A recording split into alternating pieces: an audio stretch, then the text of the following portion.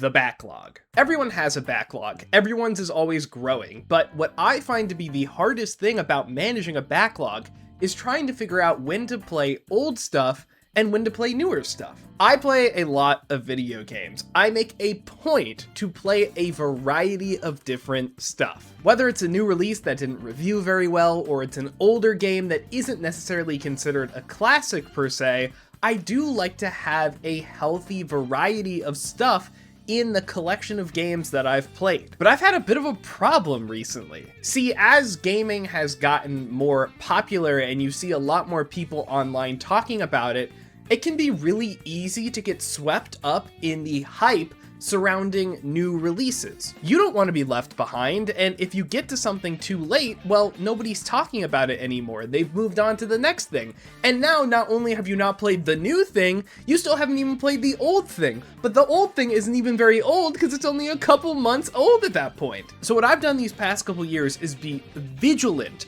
about playing new releases. I think I've played about 90% of the Game of the Year nominees over the past 5 years, and I've played so many more that have come out. Some that I wasn't as interested in before other people had played it, and some that I was desperately waiting for, even if they weren't the most popular. But the more that I focus on this, the more that I kinda neglect what I like to call my gaming homework. I don't mean to make this sound laborious, but I have decades of games that were super influential that I have not ever touched. It feels silly talking so confidently about the games that I like that are coming out recently when I haven't even played Final Fantasy VII, and I've played both of the remake games. What does that mean about me? So this year I wanted to make a change. I wanted to not just get caught up in new releases and play some stuff that I didn't really care about. I needed to make an effort to play the older things, to do my homework, to get to the core of what makes gaming special. Just because things are old does not make them bad. Even in video games, a medium that feels like you can kind of replace the old things once you've figured out new things, that just isn't the case. So, with all of that being said, I have devised a way to tackle my backlog while also getting through all of these extra requirements that I've set for myself for different variety and old stuff and yada yada yada. So I want to show you what I have been working on with video games these past couple of months. This is my backlog. Okay, it's not really my backlog, it's what I've played, right? This is what I have played and watched this year specifically. You're gonna see a lot of stuff on this graph. Give me 2 seconds, I will get there. The biggest thing you need to know is that the way that I am playing games and watching movies this year is a little different. In order to make sure that I am actually playing old stuff, I have created a points system. Basically what this does is that if I play something that is older, considered a classic, anything like that, I gain a point. Basically, a full point is granted when I've played something that I've deemed old enough and it's something that's completely new to me. So you can see right here, the very first game I played this year was Red Dead Redemption. That came out in 2010. I was 9 years old. I was not playing RDR when this came out. So I think that this is a pretty good game to give full points to.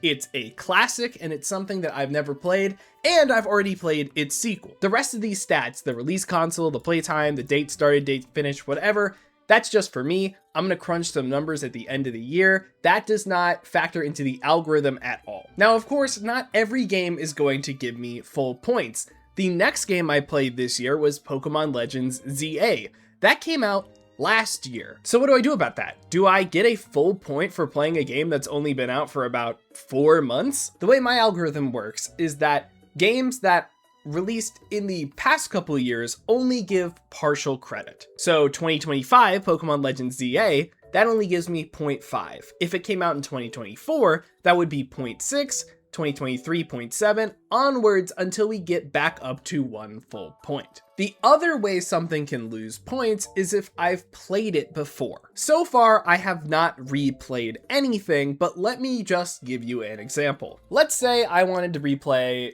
a classic, Elden Ring. from 2022.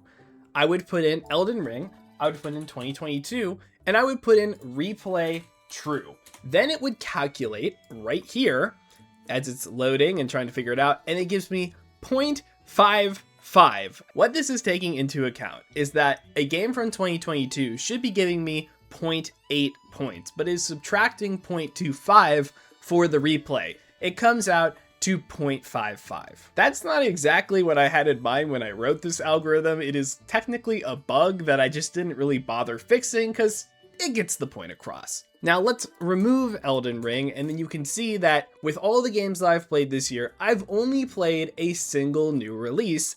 That was Resident Evil Requiem, which I loved, by the way. You should play it. What I want to point out is that there is a stipulation with my list. You cannot be in debt.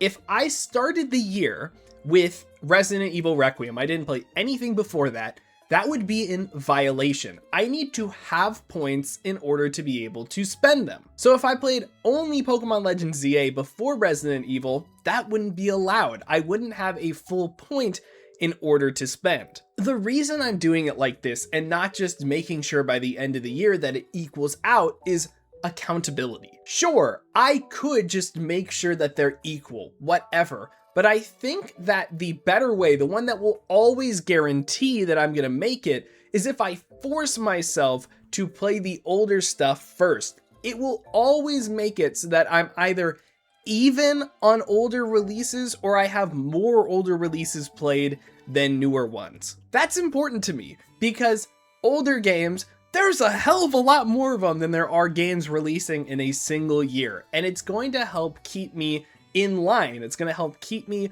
playing my backlog and things that I need to play as somebody who likes video games. You know, it's the classics that I've never played before. Perfect examples here. I've got Super Mario World 2, which I had never played before in any capacity, and Resident Evil 4, which I had only ever played the remake. I played the original on my GameCube on a CRT.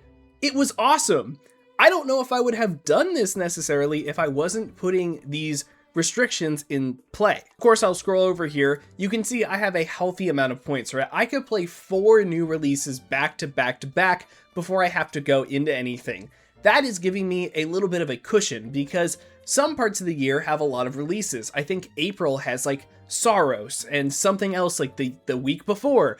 And, you know, there's always shadow drops, like Mina the Hollower is just kind of like floating around about when it's going to come out, right? So I need to have a little bit of headway in order to properly experience everything that I want to when it comes out, right? So far, this is working really, really well for me. I've been having a great time. I've played a lot of stuff. We're only 2 months in. I've played a whole 7 games, and I think that is pretty good. I even just lost the whole month there because I was busy with other things. So I've really done a good amount so far. The one last thing that I want to point out is you may be noticing that I am keeping track of release console. Now, I did play Red Dead 2, it's like the Switch 2 version, and I played Donkey Kong, that was also the Switch 2 version, right? I don't really think that matters so much. They aren't fully remakes, you know. I try to stay as true to the original as possible wherever I can. Donkey Kong Country Returns, I played on the Wii mode. I only use Diddy Kong, even though they just added Dixie Kong. The one extra thing here is that I have a bit of like a punch list about different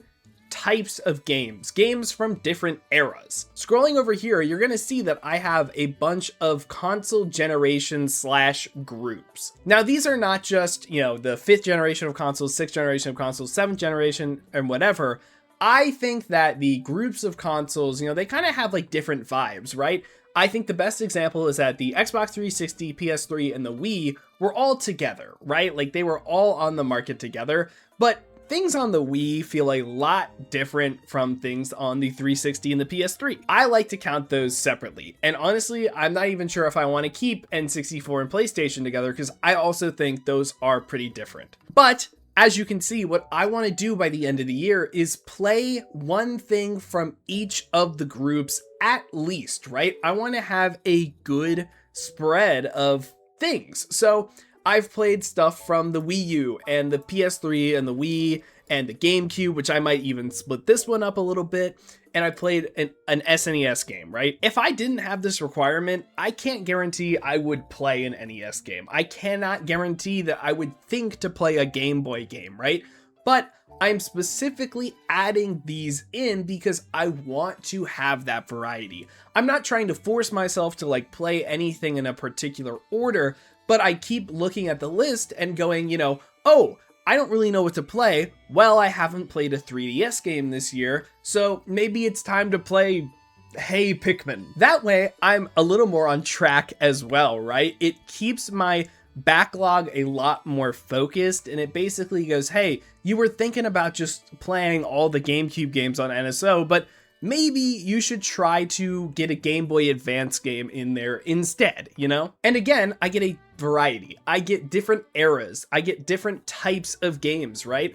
I want to play one of the original Resident Evils. That'll be my PlayStation one, right? I've also really considered putting a genre category in here as well, open world, JRPG, beat 'em up, etc., etc. That would be a little harder because there are a lot of genres and I don't exactly know where to start from that. Down below, give me some suggestions if you think that might be a good idea. Right now, we are just going to stick with the console groups, that I am going to kind of change it as we go throughout the year, right? So yeah, this is my solution. This is my idea about how I can be a better consumer of video games and of movies, but I've never really had a problem with movies. I've just decided to add them in here because it's a fun way to organize stuff, at least for me. Also, if you have not seen Nirvana, the band, the show, the movie, it is fantastic. You should go see it in theaters. If you can't catch it in theaters, I'm sure it'll be on streaming in a couple months from here.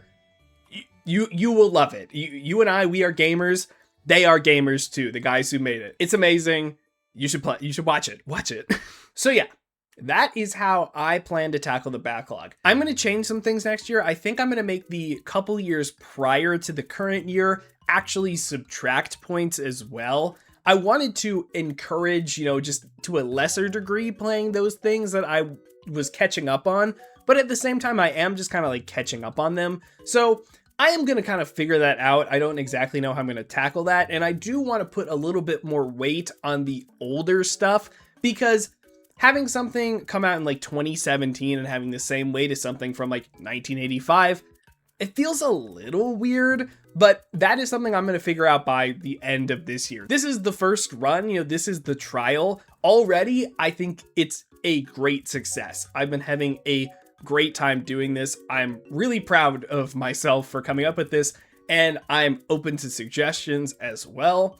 I hope that this helps you guys. I don't know how to share the code. I don't really think it's that complicated. You don't need a spreadsheet to keep track of this kind of stuff. You really can do it by yourself. I encourage you to do something similar, something that works for you. And while you're working on yourself and being a better gamer, why don't you subscribe to me? Subscribe here, subscribe to Lane's Domain, which is my main channel. It's got my one video on it right now. I love that video. I hope you do too. Like, comment, do all of that good stuff. I am gonna get out of your hair. I mean, there's not much to this. This is something that I like. If you want to support me, keep doing it. I'm gonna get back to making more things for this channel. These very informal, just kind of random, whatever I'm feeling in the moment videos. If you like that, if you want to stay, please subscribe. Peace out. That's it. Bye-bye. Good luck.